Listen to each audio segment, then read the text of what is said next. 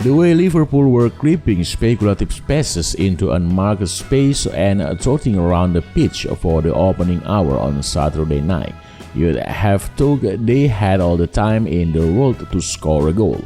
Unfortunately for the Reds, they'd only been given 90 minutes to break down Arsenal, and that feat looked less and less likely with each passing second.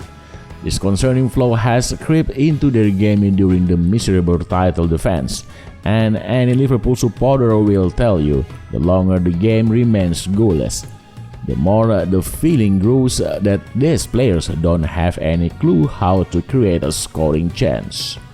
Everything Liverpool did during the first hour looked complicated, even against an Arsenal side which set up with no intention of scoring.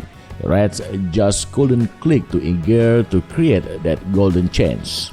The golden chance, by the way, used to arrive 4 or 5 times a match when Jurgen Klopp's men were dispatching teams with ease 18 months ago. Instead, tempers were beginning to flare, agitation was spreading through the squad, and ideas were the bare minimum. And so, Klopp turned to a man who would only arrive this summer, and one whom many thought would play a peripheral role in a side which was seemingly concrete in selection from goalkeeper to the front three. Diogo Jota came onto the pitch after 61 minutes with the scorer all square. Less than 3 minutes later, the Portuguese forward had powered Liverpool into the lead, reminding everyone just how different this season might have been had he not missed the majority through injury. The 24-year-old darted off the back of his marker, made a pocket of space for himself in the box, and then rose to meet Trent ALEXANDER-ARNOLD's pinpoint cross, the first delivery that had truly been attacked all evening. That was Jota's 4th consecutive headed goal for club and country, a surprise trait he has added to his armory.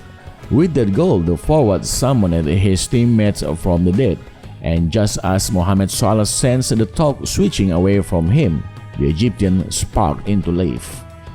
Jota's presence on the pitch was enough to keep Salah on his toes, and he did what he does best, embracing defenders and finishing with unerring ease. But this was Jota's night, and he has now to be outdone.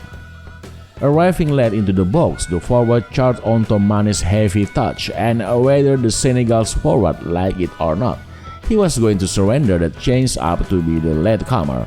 Jota made no mistake, rattling an unstoppable shot beyond Leno and putting the nice gloves on the 3-0 scoreline.